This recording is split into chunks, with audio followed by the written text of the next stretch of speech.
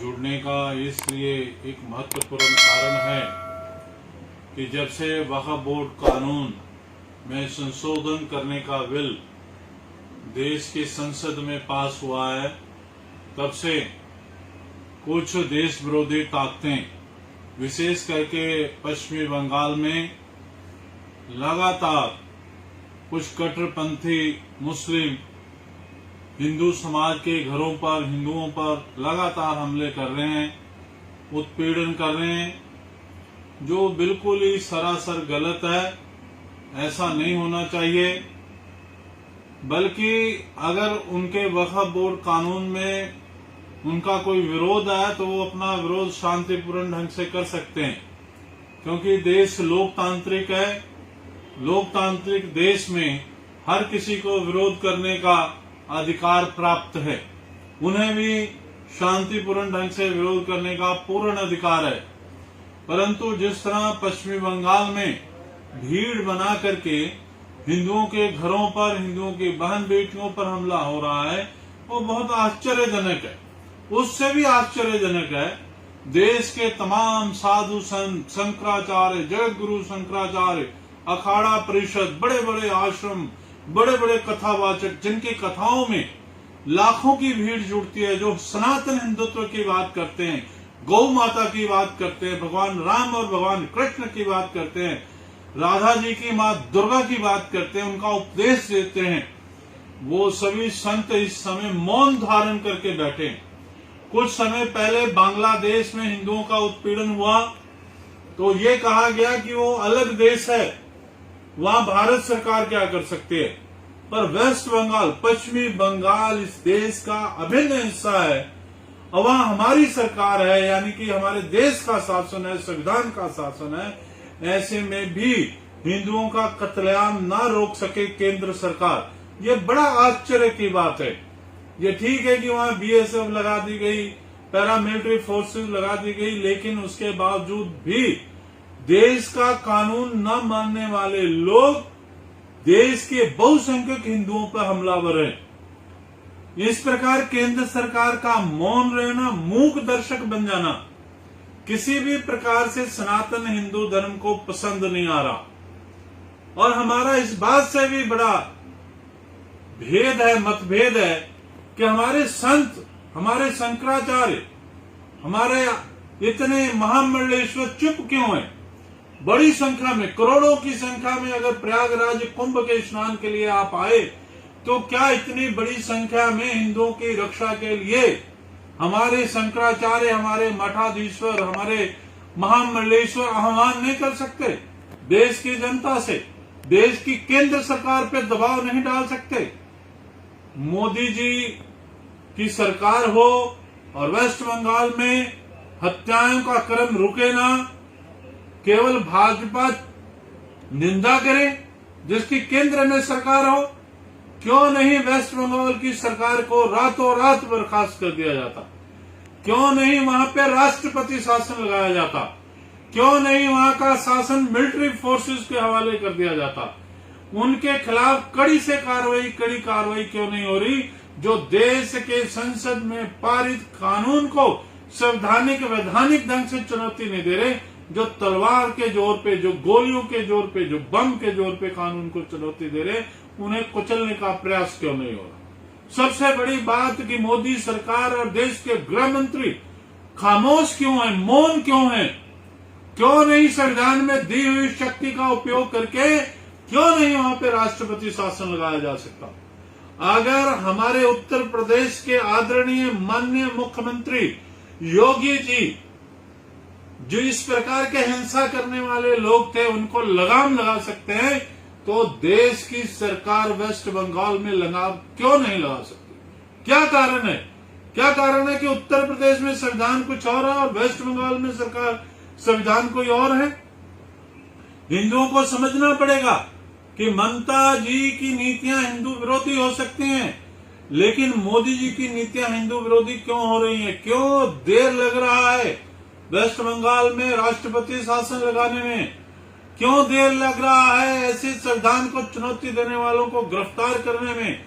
मैं केंद्र की सरकार पे सवाल खड़े कर रहा हूं कि किस हालत में, ऐसी हालत में वो लगातार हिंदुओं की हत्याएं होते हुए देख रहे हैं और मौन है, खामोश है। उनका संविधान, उनका कानून काम क्यों नहीं कर रहा? क्यों नहीं राष्ट्रपति शासन लगा करके वहां की सरकार को बर्तरफ किया जा रहा? क्या कहीं केंद्र सरकार ये तो नहीं देखना चाह रही कि हिंदुओं की बड़ी स्तर पे हत्याएं हो, उनसे मारपीट हो, उनमें डर और भय का वातावरण बने और उसके बाद भाजपा हमदर्दी बिटोरे?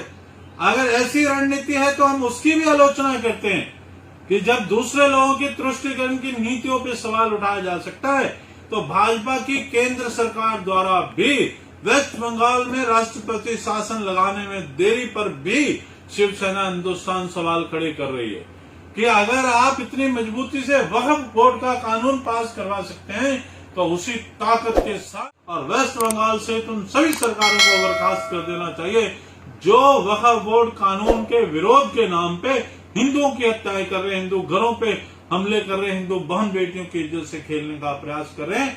मोदी जी नींद से जागिए और जिन हिंदुओं ने आपको वोट देकर के, जिन हिंदुओं ने बड़ी संख्या में आपको वोट देकर के जिताया, उनकी सुरक्षा करिए, उनके लिए खड़े होइए।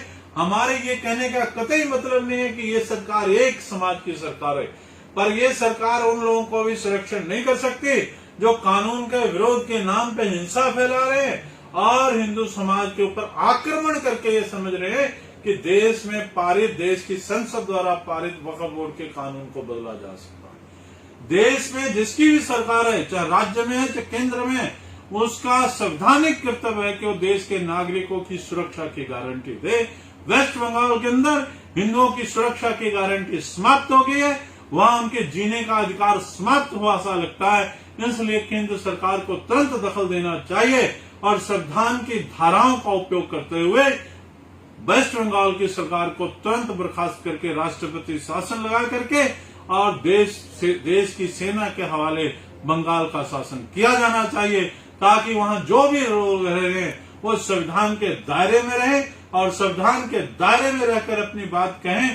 कहीं ऐसा नहीं है कि अपनी ताकत का दुरुपयोग करके और प्रदेश सरकार के इशारे पे आप हिंदुओं का उत्पीड़न करो। शिवसेना हिंदुस्तान इसका डट के विरोध करती है और देश के हिंदुओं से आह्वान करती है, सनातनी हिंदुओं से आह्वान करती है कि जिन संतों को बुला करके आप उनके चरण धोते हो, जिनके आश्रम को आप दान देते हो, जो शंकराचार्य मठाधीश बन करके बैठे हैं, उन मठाधीशों को, उन शंकराचार्य को, उन कथावाचकों को मजबूर कीजिए कि अपने खजाने का मुंह वेस्ट बंगाल के हिंदुओं के ओर दे, ताकि उनकी जो संपत्ति का नुकसान हुआ, जो उनका उत्पीड़न हुआ, उसकी भरपाई हो और ये सभी आकर के हिंदू समाज का नेतृत्व करें। महामंडलेश्वर, शंकराचार्य, अखाड़ा परिषद ये क्यों नहीं आह्वान करते कि हिंदू समाज इस भीड़ के समय, इस समस्या के समय अब वेस्ट बंगाल के हिंदुओं की पीठ पे खड़ा हो जाए। हिंदू समाज की एकता दिखाई दी जानी चाहिए। हमारी पार्टी कोई सत्ताधारी पार्टी नहीं है, हमने कोई वोट नहीं बटोरनी। हमने हमेशा पंजाब में जब काला दौर था, आतंकवाद का दौर था, खालिस्तान आतंकवाद की बात थी, तब भी हमने डट कर विरोध किया था। आज वेस्ट बंगाल में भी कत्ल का, तांडव का नंगा नाच हो रहा है और ऐसी हालत में जिनके हाथ में सत्ता है, केंद्र की सरकार है, वो मौन बैठे हैं। उनको जगाने के लिए आज मैं फिर आपके सोशल मीडिया के माध्यम से मोदी जी से अपील कर रहा हूं कि हिंदुओं ने आप पे विश्वास किया है, वेस्ट बंगाल के हिंदुओं ने आपको वोट दिया, आपकी पार्टी को वोट दिया, आपके विधायक जिताए, उनकी सजा उनके कत्लेआम के रूप में नहीं मिलनी चाहिए। आप उनके कत्लेआम पे मौन बनोगे तो पूरे देश का हिंदू आपसे सवाल पूछेगा। पूरा देश का हिंदू अमित शाह से भी सवाल कर रहा है कि आपने जो पार्लियामेंट में एक गर्जना की थी, वो गर्जना वेस्ट बंगाल की धरती पे भी सुनाई देनी चाहिए।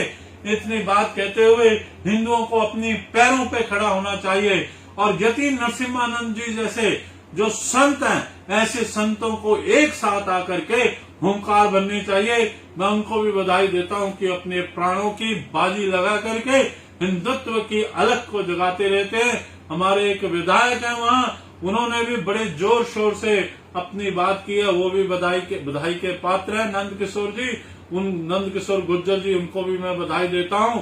ऐसे जो हिंदुत्ववादी लोग हैं पूरे भारतवर्ष में एक स्टेज पे आने चाहिए, एक मंच पे आने चाहिए, उनकी ताकत का एकीकरण होना चाहिए ताकि भारतवर्ष के हिंदुओं को पता लगे कि बब्बर शेर हिंदू उनका नेतृत्व कर रहे हैं। जितने भी हिंदू समाज के नेता जो अपनी अपनी जगहों से इस बात का शंखनाद करेंगे, मैं उनको बधाई दूंगा कि आप इस जुल्म के खिलाफ एकजुट होइए। मैं पंजाब में हूं, कोई बंगाल में है, कोई त्रिपुरा में है, कोई यूपी में है, कोई कहीं भी है, वो आपस में जुड़े, अपना एक मंच का गठन करें ताकि हम पूरी मजबूती के साथ अपने सनातन हिंदू भाई बहनों की सुरक्षा के लिए देश में नहीं विदेश की धरती पे भी काम कर सके।